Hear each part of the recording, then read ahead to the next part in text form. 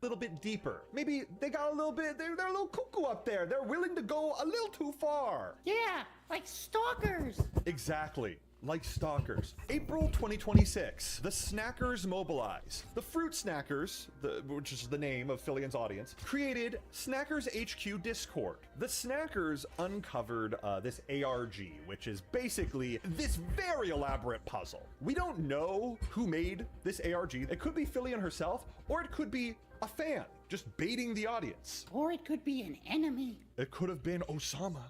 He's back. It's Saddam Hussein! He's doing this! Regardless, her fans were willing to do anything to get some kind of news about her. Obviously, people really missed her. This person says, I really thought stream anniversary would be the day. Now, this long without any kind of update, there's nothing that can convince me this long of an absence was planned. If it were, there would at least be an update to the ARG. I hope she comes back one day, but I wouldn't keep counting on it. We are now nearly 6 months into her disappearance.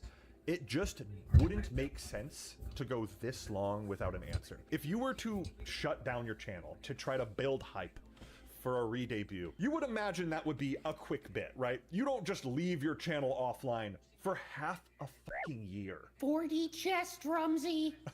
40! Right, sorry, yeah, you're right. We can't stop believing. Huff the copium, Drumsy, huff it with me. This person is theorizing that something must have gone wrong. That maybe even if this started out as a marketing plan, it shouldn't have gone on this long. Hello, Blake. The reptilians are onto our plan. God damn it! Fillion Jr., take this seriously! This is our friend! I'm serious! The deep state is getting her! Okay. Either way, the resounding sentiment from fans was, we miss you. And in our darkest moment, where all we want is a little bit of hope, it gets worse. May 1st, 2026. Everything goes dark.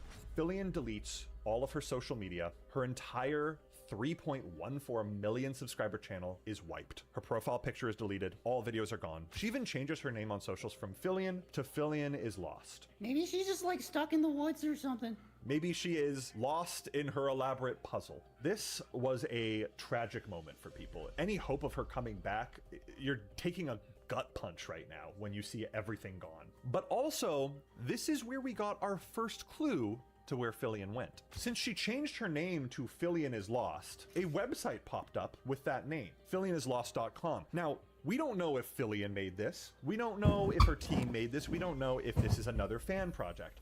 But June 2026, this site starts to document global sightings of any word about Fillion. Think they're using the flock cameras?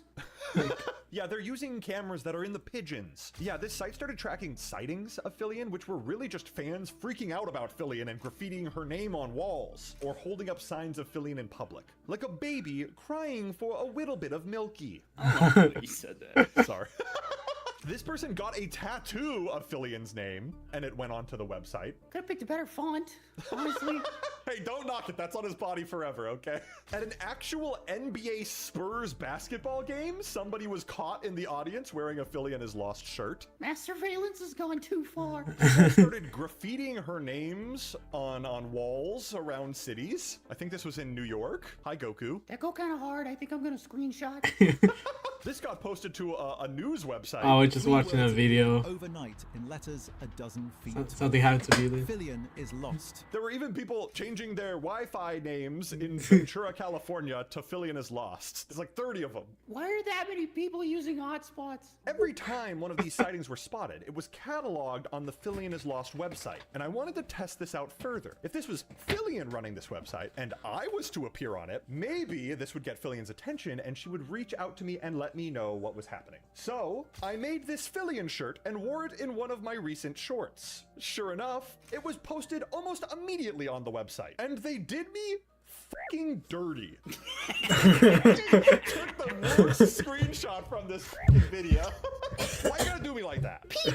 Peek! And yeah, yet, no messages from Fillion. Maybe she just doesn't like you anymore. It's cool. You I'm heard just streamer I'm is just your lost. wiki friend, You gotta Fillion. find them. I'm just the only person on your wiki that is deserving of your friendship, apparently, and you didn't even say hi. I kind of think you made that edit. Lucky right we need before you this to find video, them. If I'm being honest. No, I don't have wiki access. Yeah, likely story. So I was starting to think maybe this website was just a fan-made website. But then, May 2026, the launch of The Wall. A Twitter account is launched that links to the Fillion is Lost website. This Twitter account is called The Wall, and they announced that they are opening a little page where anybody can draw 1 pixel at a time in this group wall. You may have heard about something like this before on like r/place on Reddit. It's where you just put a pixel on and then people, communities start to get together and draw pictures together. Some Man. people start to have fights and they like put their art over other people's art to like block it out. Little beefs start Yeah, to he was happen. gonna say the And world thing. Fillion's community took to the ground running.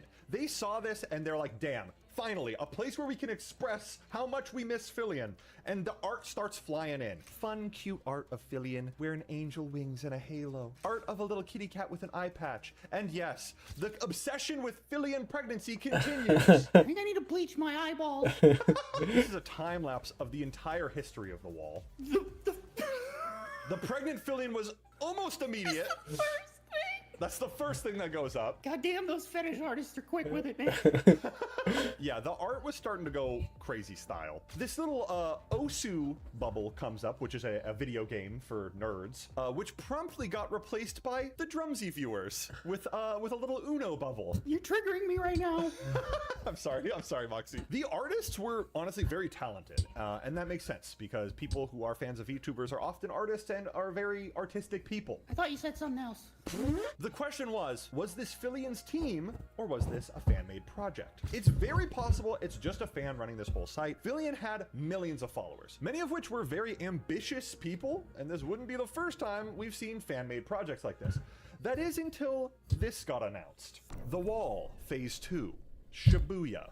A video gets posted on the Twitter account. This Twitter account only has 2,000 followers, so it's not even being viewed by that many people. It's pretty much underground, undercover. If it was Fillion running it, you would think maybe she would have done some advertising pushes to it somehow, you know, put a little money into the Twitter account, but that points to this being made by fans. However, then they made this announcement video. Whatever you draw goes on this billboard. One shared canvas. Tens of thousands of people drawing at the same time. When the timer hits 0, whatever is on the wall gets put on one of the biggest billboards on Earth, Shibuya Crossing. Are you fucking telling me that there's going to be a pregnant Fillion on a billboard in Shibuya? Yes. This is the first thing that points to possibly this could be a whole team behind this instead of just one fan. Because the Shibuya billboard, the one that overlooks Shibuya Crossing in Tokyo, is one of the largest billboards in the world, seen by the most people. Maybe they're just trolling. There's no way you would actually post a pregnant Sonic, a Walter White, or Fillion pregnant on one of the biggest billboards in the world. I think that means you made it, honestly. After that announcement, there was only 10 days left for the audience to put whatever they wanted on the wall, and then it would supposedly go up on the Shibuya billboard. And after 10 days passed, this was the final wall. We've got Fillion, but her butt is just a jar of spam. We've got whatever the fuck this thing is. We've got no references to Drumsy anymore. The Uno is gone. That's cool. Wait! I take that back! It's you, Moxie! It's me! Oh, and Dora, and Peach, and Illy, and Rune. Everybody made it on. I love how they replaced Emmy with Dora. Yeah, whatever the this thing is made it on there too. The question was this real? Is this actually going on the wall? Which brings us to present day. And with all of that information now on the table, we have to ask ourselves a question. What happened? Where did she go? And what happens next? If Fillion comes back, her viewers will surely be drastically lower. Would there even be anybody left? Why was there so much silence? And why for so long? We are past the point of this being a well-timed big reveal. This has gone on, in my opinion, too long. And personally, I care about Fillion, not as a creator and not as a name online, but as my friend. Beneath all of the rumors and theories, people are worried. They miss her. They just want to know that she's okay. But no matter how closely we look at every clue, none of us can truly know what happened until Fillion decides to break the silence herself. All we can do is hope that wherever she is, she knows people still care and that this isn't the end of her story. And my personal theory, there may be no real way to know if the person running this site is Fillion, her team, or a crazy fan. That is, unless one specific thing happens. If the wall drawing were to actually go live in Shibuya on that billboard, one of the most viewed and expensive billboards in the world, it would be proof that only someone with a large amount of money at their disposal was in charge of this. Someone like a multi-million follower Twitch streamer. Someone like my friend Fillion.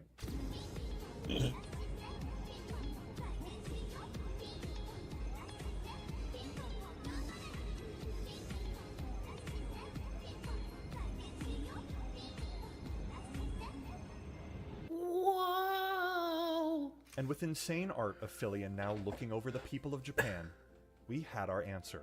To some, this is just art, a stunt. But to me, it's a sign of life. That Fillion is out there, watching over us, probably pregnant, and about to give birth to something new. Want to hear my theory? Yeah.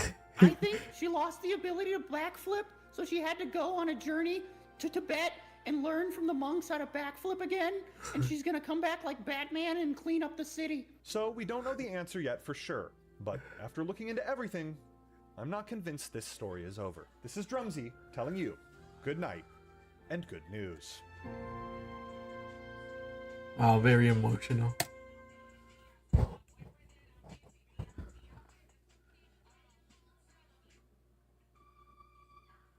I know it might sound crazy to watch a video about a YouTuber meeting up with a little kid, but hear me out. This is Nodus, a 7-year-old kid that made history as he crashed into my VR videos over 6 years ago, becoming a viral sensation. I can do a mean Donald Duck impression.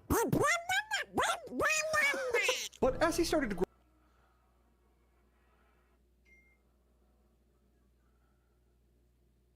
Alright, let me see this.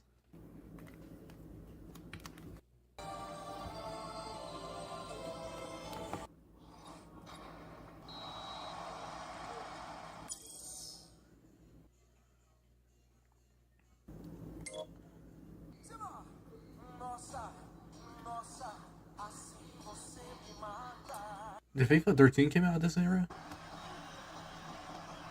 It's your champion here, and this the voice of Jim Henry. It's absolutely fantastic. Anything of note before we get underway, Jim? Well, John, this could really come down to who finds their rhythm first. That's your camera flashes. We are off and running. Maluda. Ribery.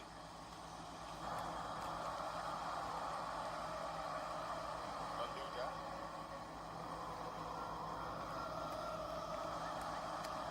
Can he find a finish? Diarra. He's in the box. What some buttons made for? And he makes absolutely no mistake. He's done it. His movement off the wet execute a straightforward finish. Well, when he gets back on that kind of explosive car with great skill and technique, it was fantastic. PK.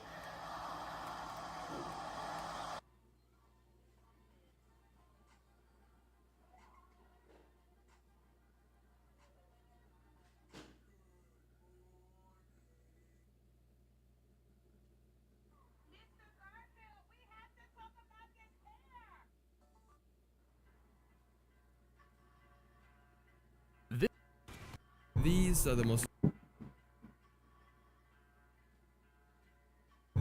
the most disturbing crimes that happen in the Rick and Morty community, and as the video goes on, things go from congratulations.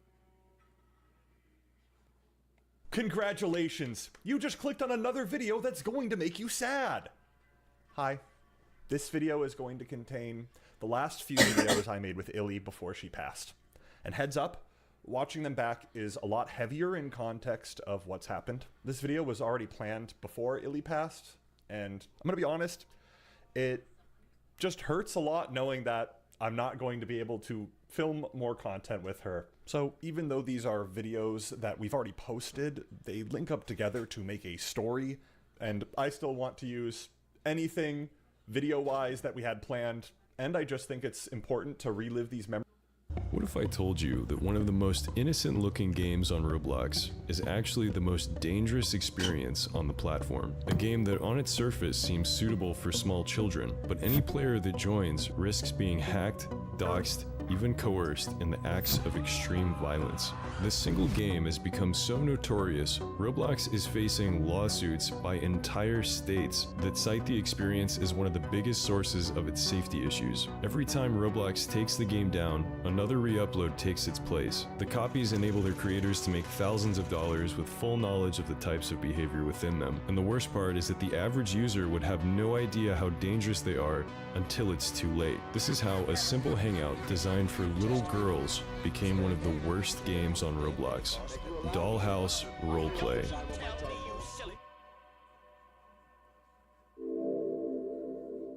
Known as DHRP, or simply Dollhouse among its players, the game was created 10 years ago by Jung Zahun for her little sister. It features a small map with a full-size playset-style dollhouse. Jung's intentions were innocent. The game was meant to be a virtual space where little kids could roleplay with each other in the same way they might play with physical toys like Barbies and Bratz. And initially, the game served this purpose. Players, mostly young girls, would join and play house, make friends, and talk casually as kids do. By 2020, Dollhouse was a success, having been played tens of millions of times. At this point, the game was known for attracting toxicity, but this was limited to things like trolling and hacking. Over the next few years, however, this behavior would accelerate, attracting worse and worse players. Bad behavior attracted bad people, and bad people attracted worse behavior. By 2024, this feedback loop had reached a breaking point, and the average content on the game looked like this. Hey guys, today I'm going to show you how to grip an e-boy. You have to join this game, which is called Dollhouse Roleplay. You gotta ask for his Discord. Hey, can I have your Discord? And this is where Dollhouse stopped being just another toxic Roblox hangout. Toxicity is one thing, but Dollhouse became dangerous because it created the exact environment predators look for. Young users, weak supervision, and a community already desensitized to sexual behavior. That combination made the game useful to people who weren't there to roleplay, they were there to find victims.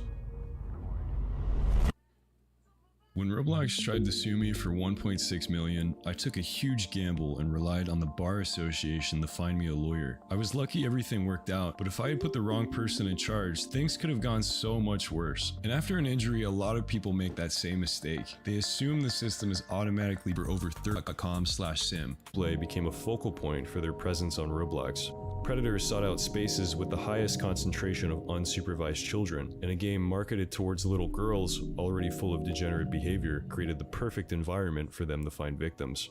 This wasn't a game built to be edgy, it was made because a girl wanted to give her younger sister a place to play. Now it's being used to groom and extort children just like her. Jung tried to moderate it. She banned toxic players, she complained to Roblox, she tried to protect the game from the community that had taken it over. But the people causing the problems found a simpler solution. They stole it. Re-uploads of the game pulled in millions of visits and made their creators small fortunes, to the point where different re-uploads would compete with the main game for traffic. Every time Roblox took the copies down, they went back up, and the behavior within them got worse. So right here, we have a 764 member named Torture. So Torture, can you tell me who you are and what you do? I'm Torture, I'm a member of 764 on the X. Alright. So right here, we have the second person named Sinful. So Sinful, tell me who you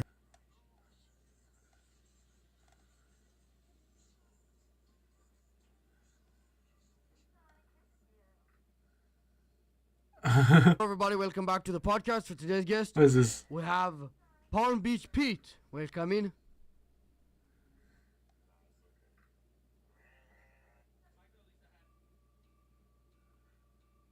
Back when he first exploded onto the hip-hop scene, Tyler the Creator was as hard-headed as they come. Yo, girlfriend look like my mom! Intent on ripping up the formulaic rulebook that rappers couldn't do without, he and his Odd Future crew treated any controversy like rocket fuel, a way out of Ladera Heights and into the history books. Bigger than you, it's roids. Richer than you, daddy's money. Smarter than you, they're a nerd. Looks better, they're gay.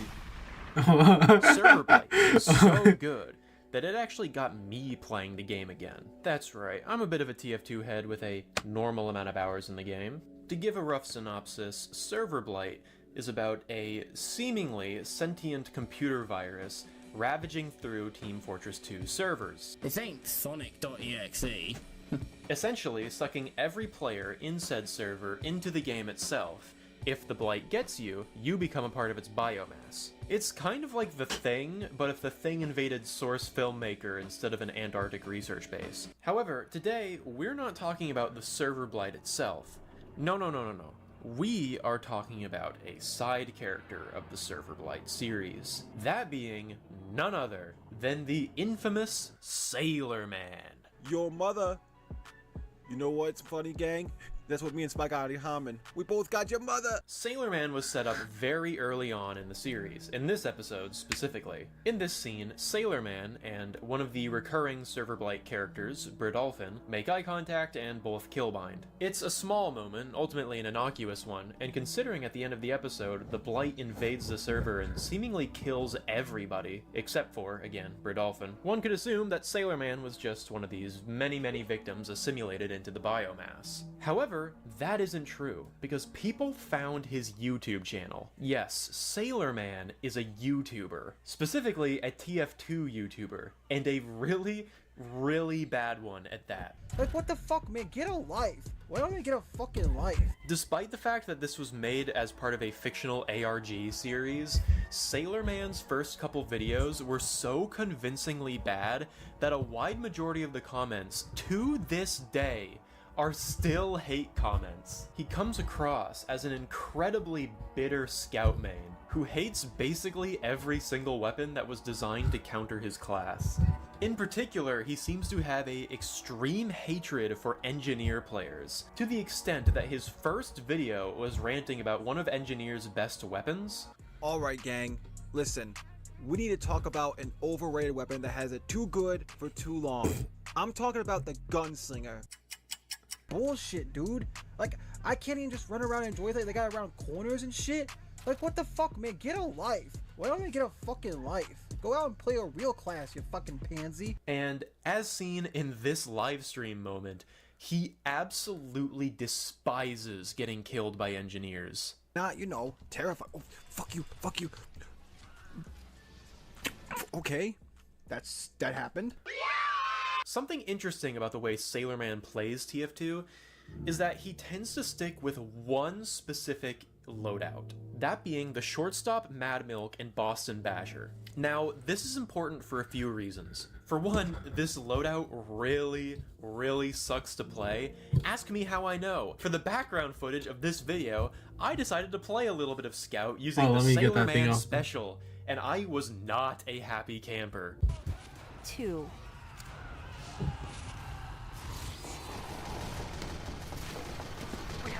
The shortstop is not a fun scattergun to use.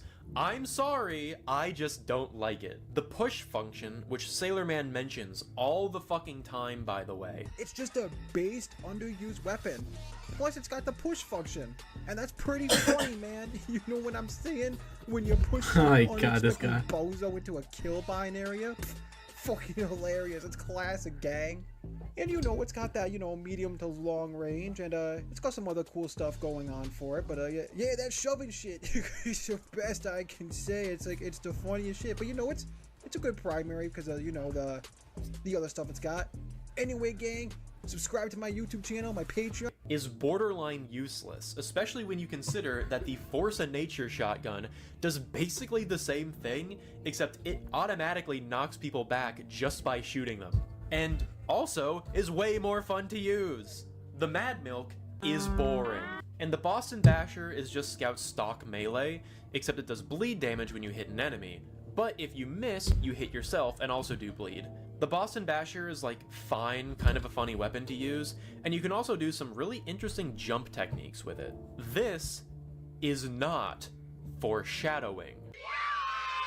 This can again be explained by Engineer being a pretty good scout counter. While yes, Scout is far more mobile than the Engineer, a level 1 Sentry can easily take out a Scout if it gets him cornered. However, I think there might be some deeper meaning here with Sailor Man hating Engineers, in particular with how the Server Blight itself seems to prefer using the Engineer model as a avatar for itself, but I don't know, I'm just speculating. I guess another noteworthy thing is that Sailor Man, by his own admission, loves gambling, specifically on Team Fortress 2 crates. You pay $2, open a case, you might get something rare, but usually you get something not rare. I opened one not too long ago because I was bored and I hadn't done so in many years, and I got like this 30-cent Engineer cosmetic. I mean, it looks cool, but I also could have just paid 30 cents for it, so needless to say, I'm not going to be opening any more crates anytime soon. Oh, and something else I'd like to just get out of the way right here.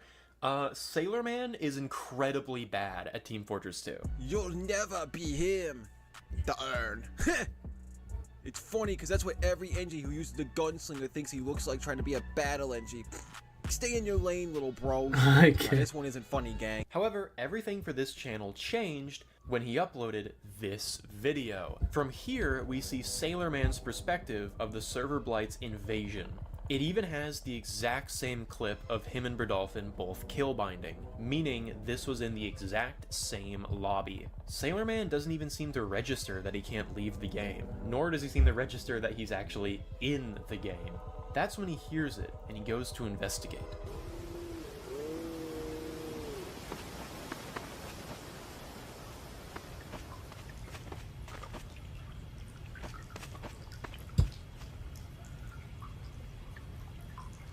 Sentry up there!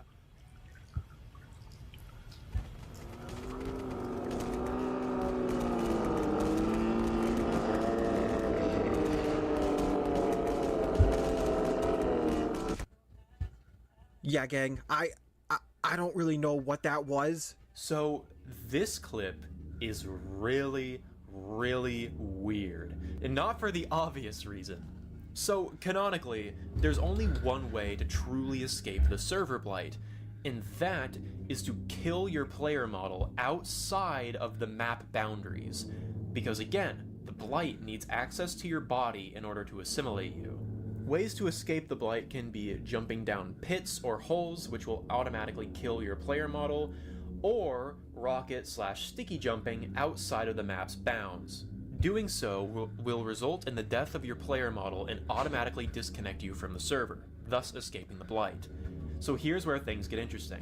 Bradolphin and Sir Dix-a-Lot, who is the main character of this series, by the way, again, only TF2. These two are the only players who are seen escaping the Blight on this particular map, in this particular lobby.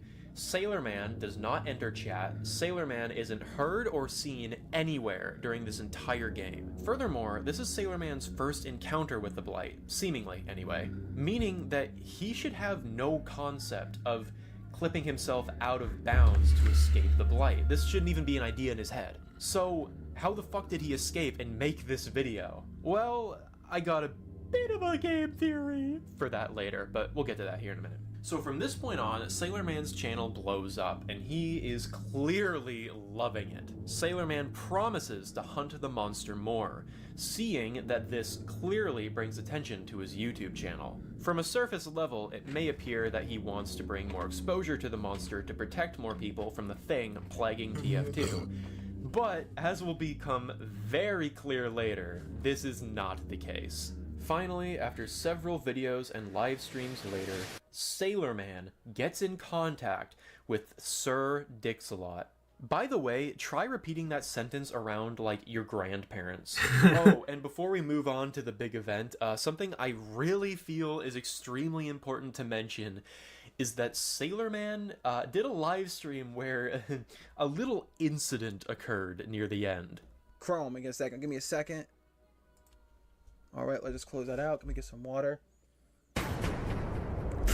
Fuck! Oh shit, okay. Fuck, full screen. Fuck, the fuck is full screen? Alright, that's a good... Yeah, so Sailor Man is canonically a brony. Not just a brony, but a brony artist. And honestly, may I say, his art style isn't half bad. It's kind of charming, not gonna...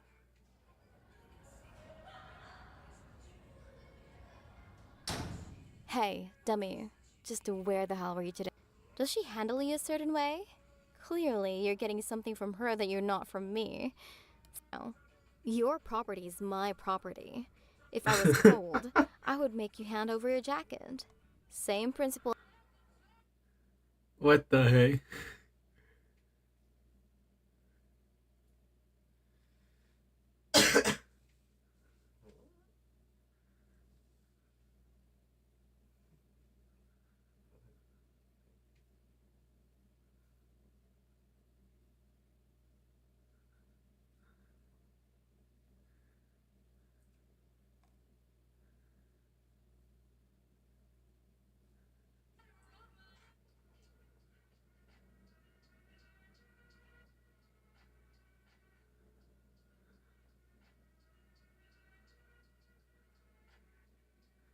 Oh, that's an actual style, alright.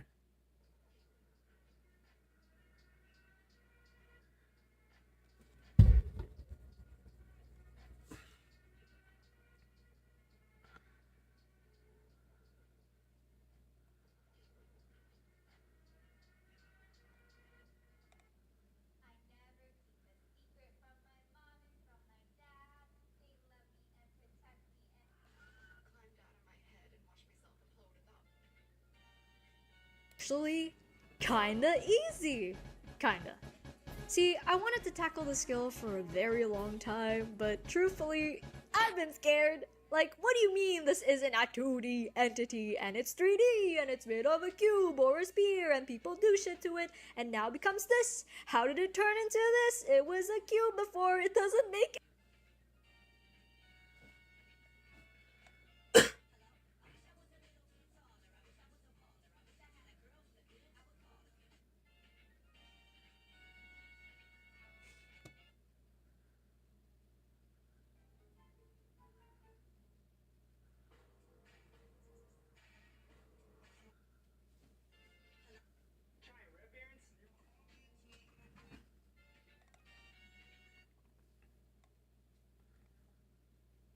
You don't need me. Like, this is just like a baby can figure this out over time. It's just like blocks. Like, you're finding noises you like and stuff. You don't really need theory. Okay, now I do pattern. I go sit.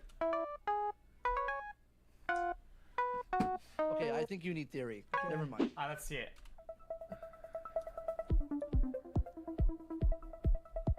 Game show pressure around beat, long neckline. Bro, look.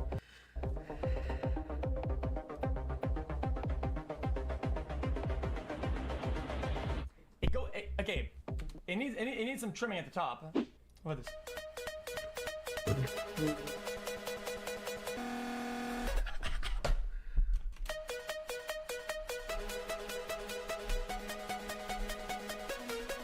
Okay, I really like this, guys. It's not, guys. It sounds a little bit like fucking, guys. It's not like Geometry Dash, okay? But we can modify the sound later. When it's later we modify the sound, it won't sound as crisp and it'll be like.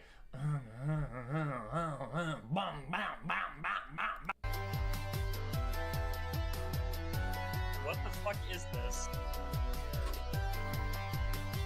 It sounds a bit like, you know, when you get like free keys for a program, like a key generator. It's like. It's not about how it sounds, it's about what he learns from. 2 Billboard hits with these bitches, bro. That's what I'm saying. I was thinking. I actually.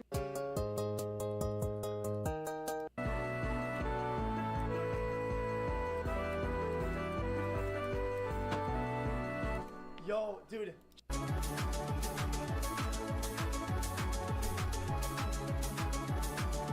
Oh, that's a really good one.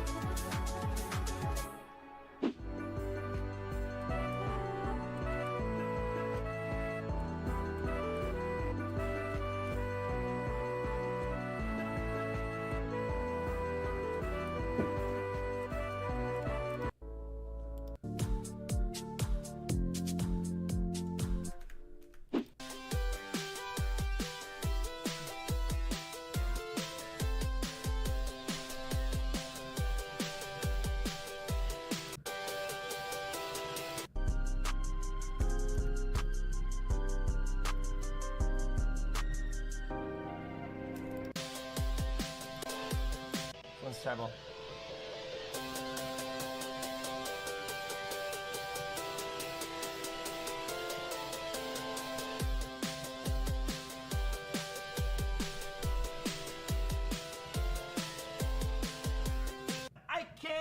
Listen.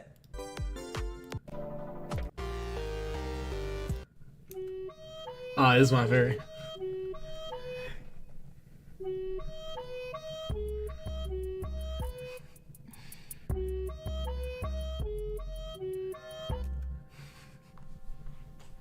Let's see what it sounds like.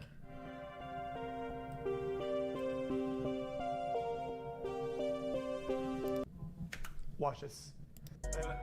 Oh.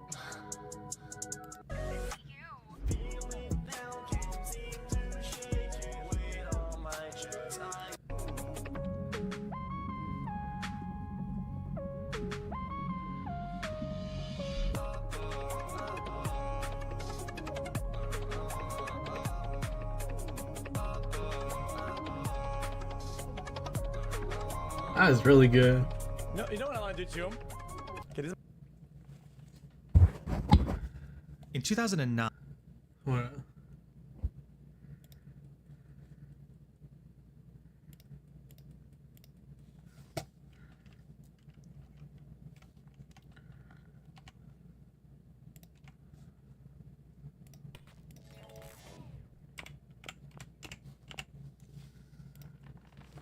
Oh man.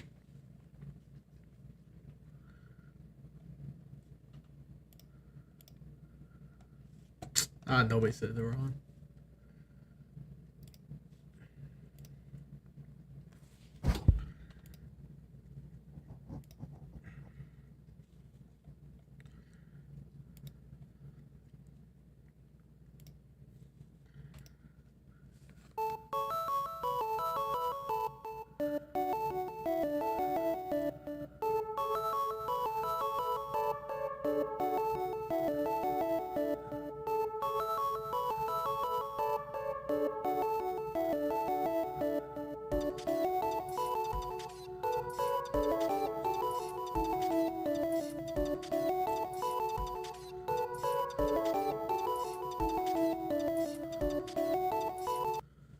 Yeah, that's good.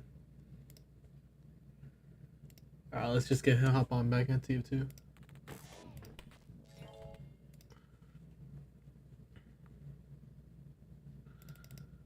Oh, hell no.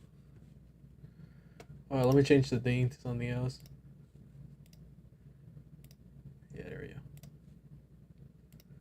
Is this to tier 2? Yeah.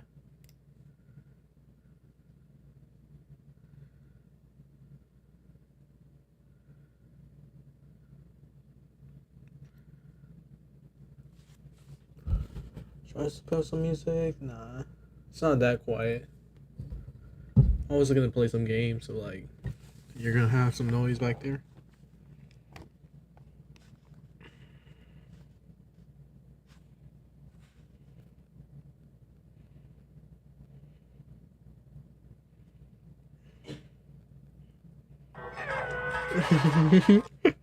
Just say that.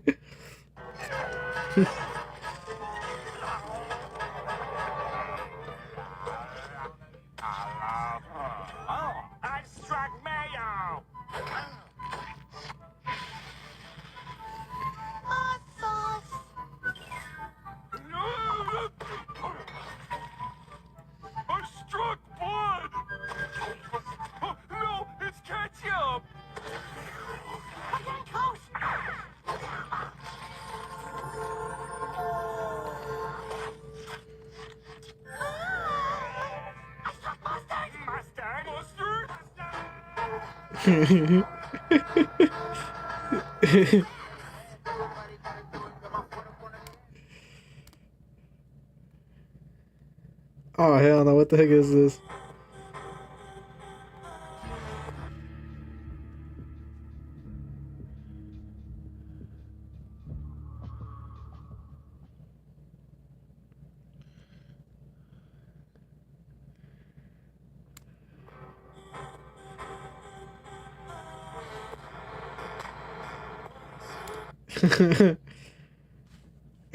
Hell no.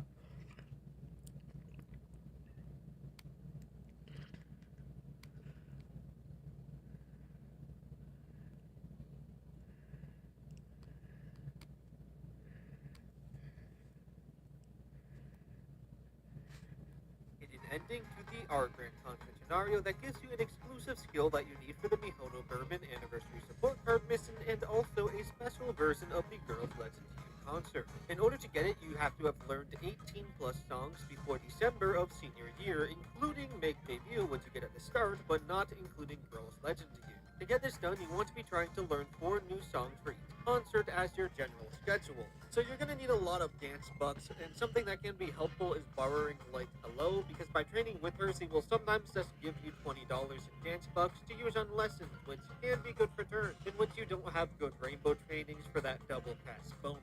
For the lessons themselves, just try and focus on buying the cheapest ones that you can, while also prioritizing spending whatever type of dance money you have the most of, because you do get the songs on a set schedule, so just try and save up as much as you can on the lessons between each of them. And if you do manage to keep this pace up with 4 per concert, then you should easily be able to get 2 to 3 more songs before senior year December in order to fulfill the requirements and get the special concert and skill. Follow the horse.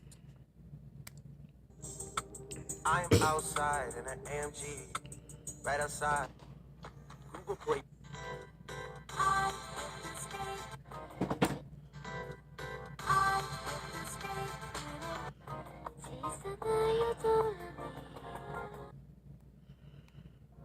I found a new mule.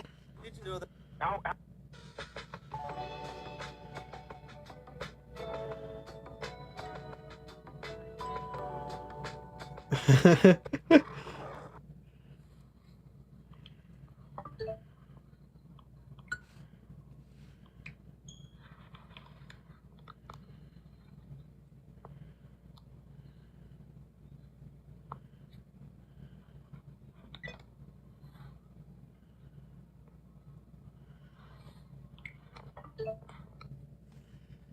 It's just find a normal bug.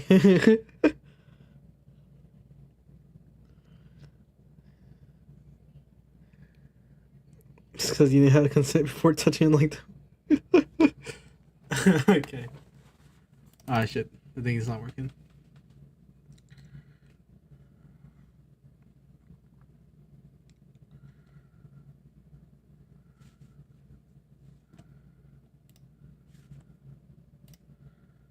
Gotta go on Twitch and change my thing.